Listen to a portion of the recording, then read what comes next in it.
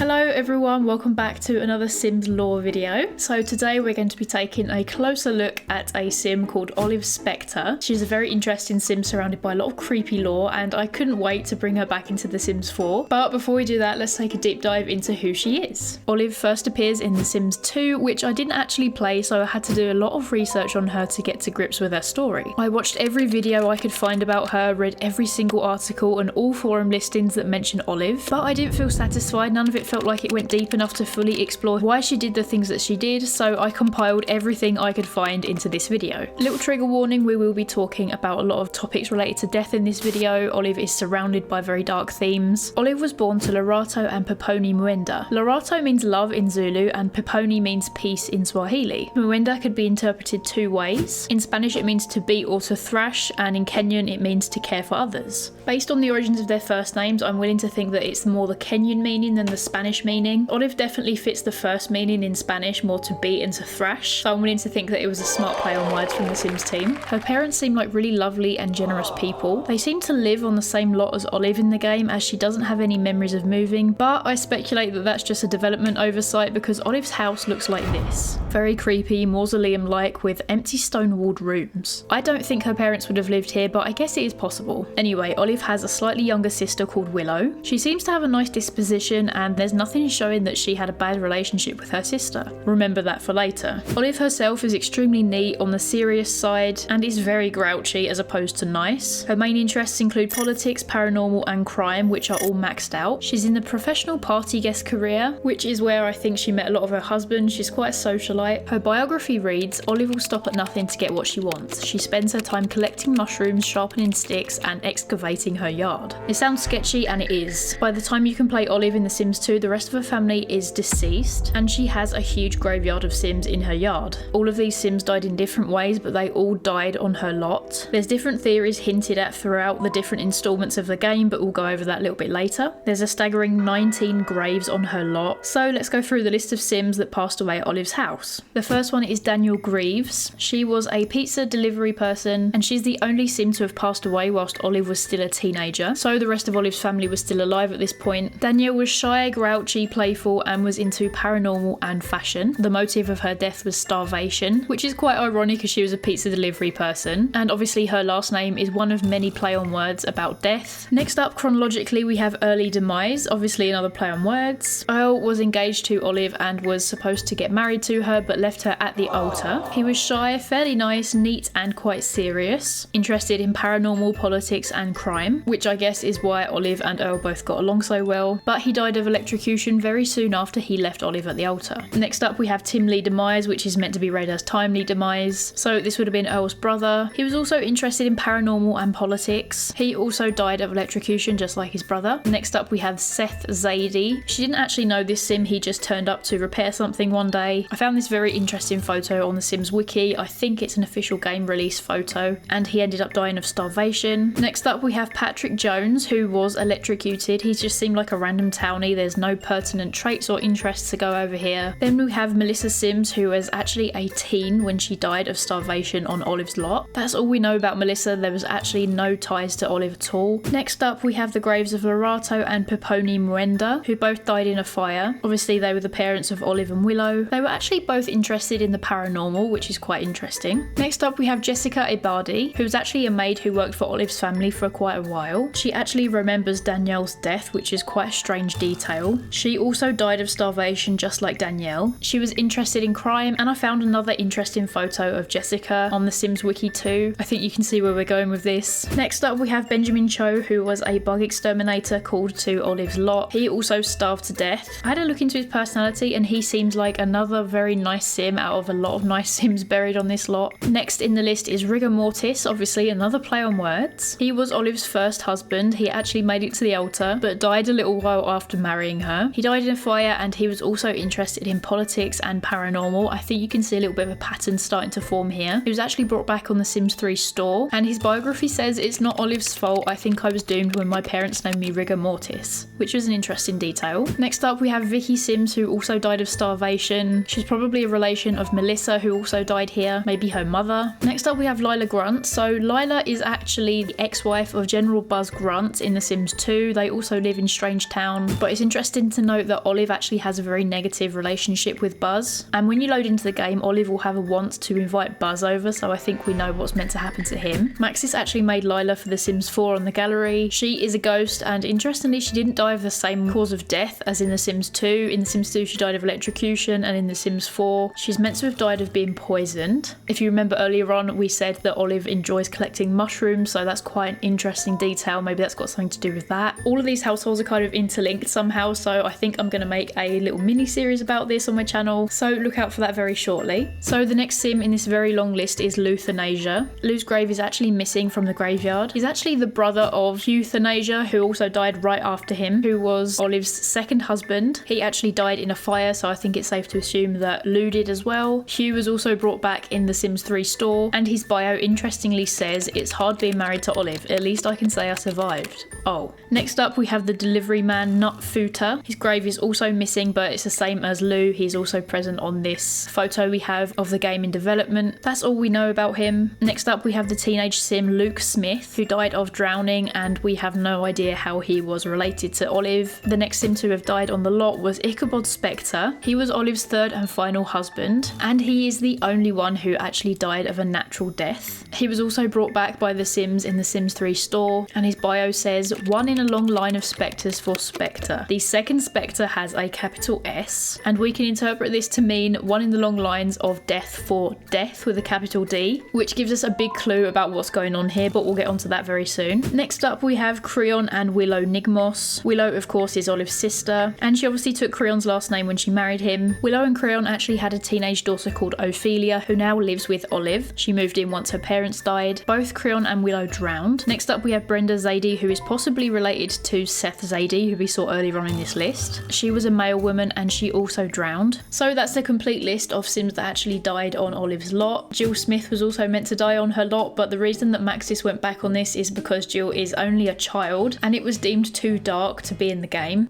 which is kind of true. It's also worth mentioning that a lot of the Sims buried in Olive's garden have corrupted faces, and if you bring them back to life, they will look like this, which I think is just an accident based on the way that they were making the game, but it is a very creepy detail. I did notice a little bit of a pattern with most of the Sims in this list having zero interest in sci-fi, and Olive had quite a lot of interest in this. And something that also kind of jumped out at me is that a lot of the Sims in this list were interested in the paranormal, which is one of Olive's obsessions, but it wasn't consistent throughout the list. There was also no clear correlation between the Sims death type, relation to Olive, or Sims characteristics, so I definitely tried to find something, you guys, but it did kind of frustrate me how none of this really seemed to make sense, but I think it's on purpose, and we'll touch on why when we get to the theories. But I definitely wanted to make sure that there was no kind of hidden information that would make this all make sense. So it's interesting to note that Olive has met the Grim Reaper and actually woohooed with him. This can be seen in her memories in The Sims 2. She has a romantic relationship established with him, but obviously nothing official. I don't suppose he had a whole lot of time left on his bony little hands. However, he did manage to get Olive pregnant. She gave birth to a son who ended up getting taken away by social services. This seems like a good thing until you realise where he ended up.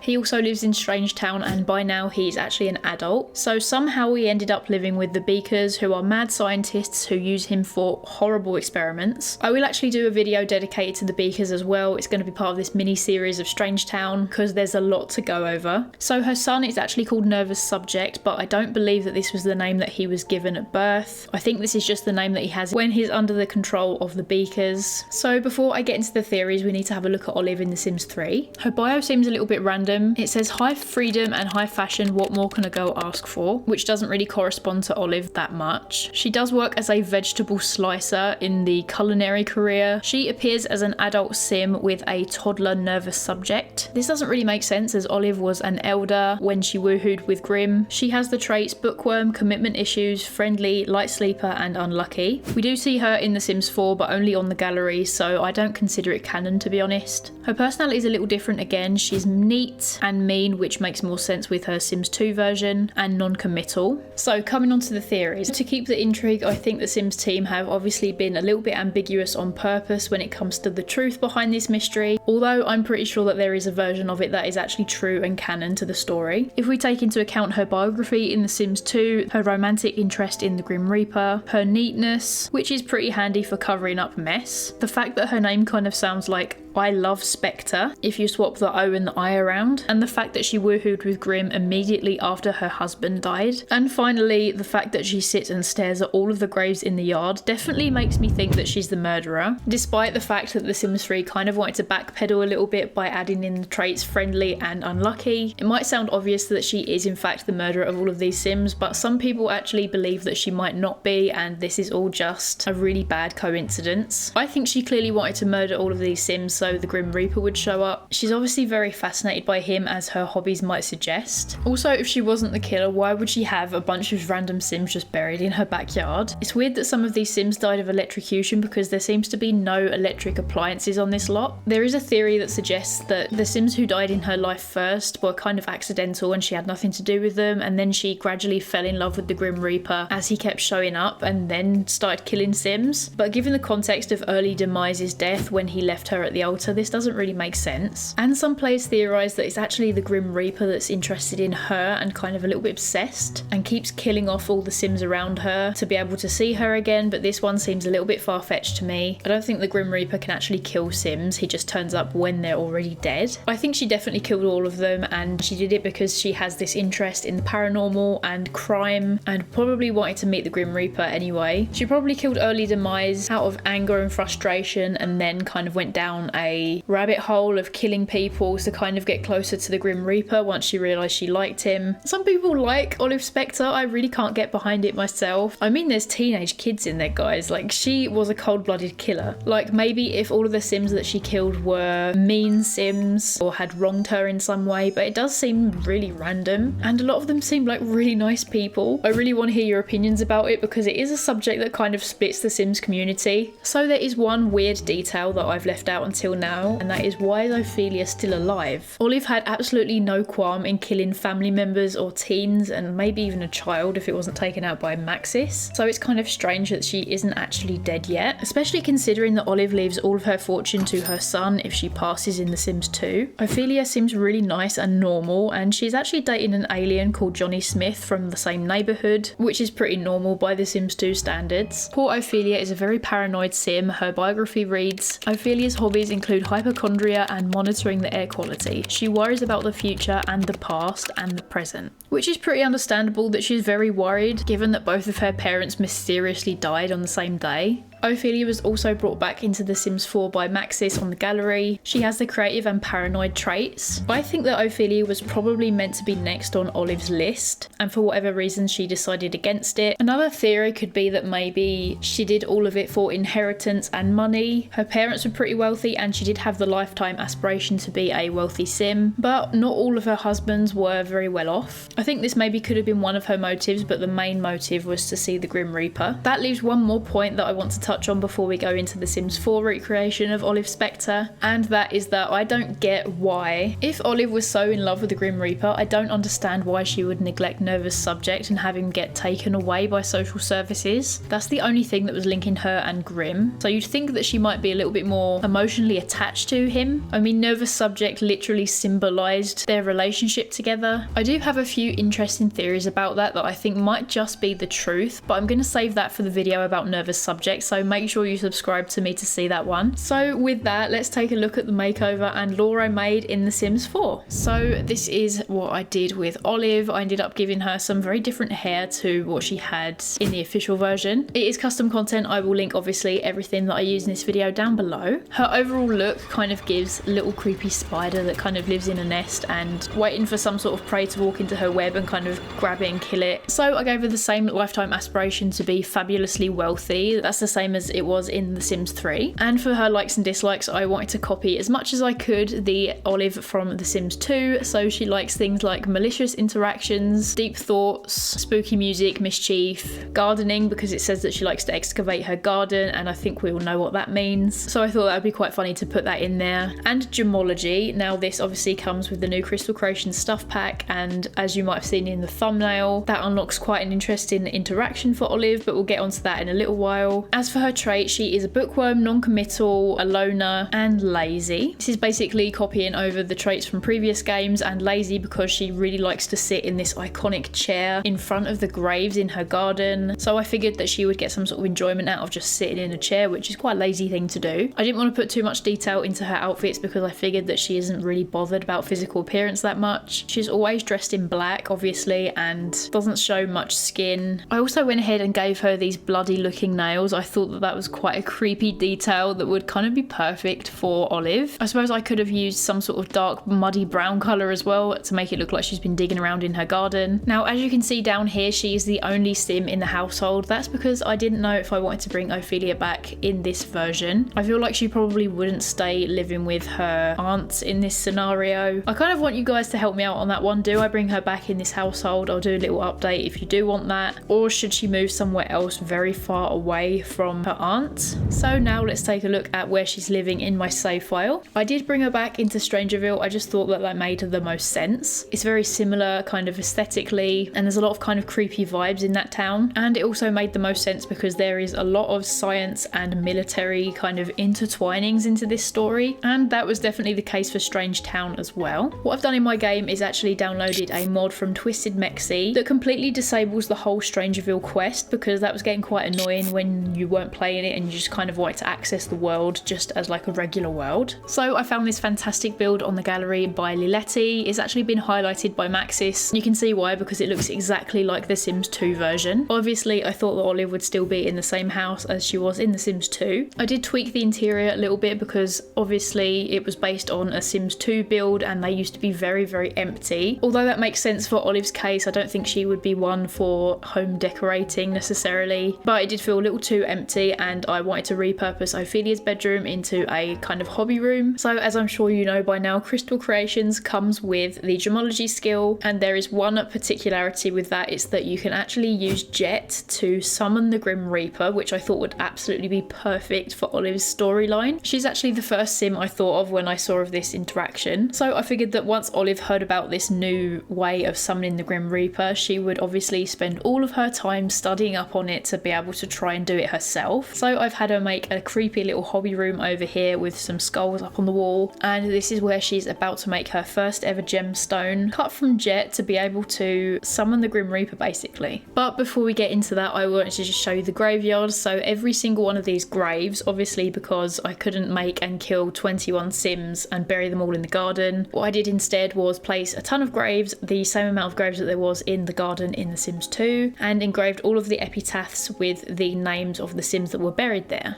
So as you can see here, there is one grave that stands out a little bit in particular, and that is Ichabod Specter's grave. So if you remember earlier, he is the only sim that died of natural causes in this graveyard, and it's thought that she had quite a soft spot for him, obviously because she didn't kill him, and that's backed up by the fact that he is closest to Olive in the graveyard. He's right in front of her little chair that she sits at. So I thought it would be nice if she had some sort of flower arrangement on his grave to kind of set him apart from all of the others. Also, to make it a little bit less bare, I had Olive plant 2 death flowers either side of her iconic chair. These are the Grim Reaper's favourite flowers, and they can be used to get your sim out of a deadly situation. As we can see, Olive is having the time of her life just sat on this chair looking at her creepy ass graveyard. She has skill points in the mischief, logic, cooking, handiness, gardening, charisma, archaeology and gemology. So I put archaeology and gardening in there because I thought that she might have learnt a few things digging around so much in her garden over the years. Gemology, obviously, which we're about to play with in a second. Her bonus traits that I added for her include brave, because I thought she probably would have some sort of bravery to be able to see the Grim Reaper and to be relaxed enough to woohoo with him. She is a night owl because she does like sitting out in her garden at night time. Professional slacker, now this is a little reference to her job in The Sims 2. She's independent, obviously she doesn't necessarily need Sims around her. I do have grown together, so I have the milestones feature in my game. So I went ahead and added all of the milestones that she she had in her life, just so that there's some sort of record of it happening in The Sims 4. She's got her woohoo here with the Grim Reaper logged in her milestones, and it is her first woohoo, which is actually canon to The Sims 2. She never actually woohooed with any of her husbands. And I also logged the fact that she had a nervous subject. Of course you can see him here, and that's because he is in the game. I'm really looking forward to doing that video for you guys. She has got an interesting book on this coffee table over here in this reading area, How to Be a Successful Socialite, which I think she might have used to get her forward in her professional party guest career, and that's probably how she reeled in her husbands. So I went ahead and had Olive find some jet. So I think we're gonna have her design some jewelry with it. So I know that she probably doesn't like very elaborate designs, so she might have like a ring that she wears that she kind of uses to summon the Grim Reaper with. I quite like this design. It's kind of creepy, the eye ring,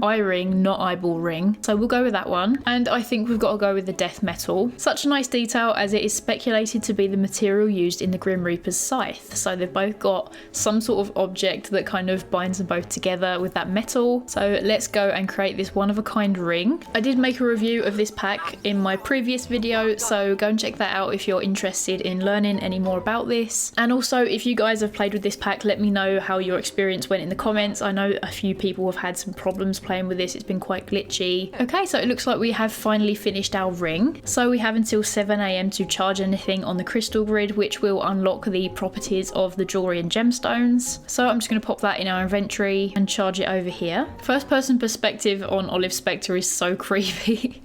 So that is now charging. We can wait a tiny little while just for it to get enough charge for her to be able to summon the Grim Reaper with it. Okay, so let's wear this with our current outfit. There we go, looking lovely with that death metal. So here we go. Olive's been waiting to do this her whole life, so I can only imagine how amazing this must be for her. Also, it kind of means, I guess, that she doesn't have to kill Sims anymore, which is kind of groundbreaking for Olive. If you guys do want me to bring back Ophelia, maybe that can be the reason that Ophelia hasn't been murdered by Olive. She doesn't need to kill anymore. So let me know what you think. Okay, so here we go. They're finally meeting properly without him being on the clock, I guess. Let's go with a friendly introduction. Looks like the Grim Reaper's got a little bit of a crush on Olive. She's looking pretty proud about it as well. So it seems like they have a good compatibility together, guys. Let's have them flirt a little bit and just see what happens. Okay, so I asked him if he was single, and it says the forces of evil don't have time for romance. What kind of a question is that? Let's beguile him with our spider-like charm.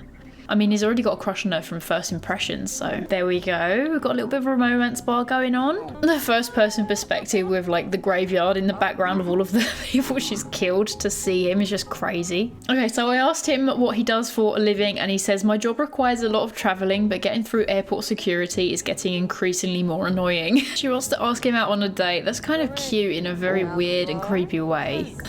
So one of Grimm's traits is socially awkward. I'm not sure if that actually randomly generates when he loads into the game. Oh, he's talking about death. They're talking about a lot of relevant topics. Let's kiss his bony little hands.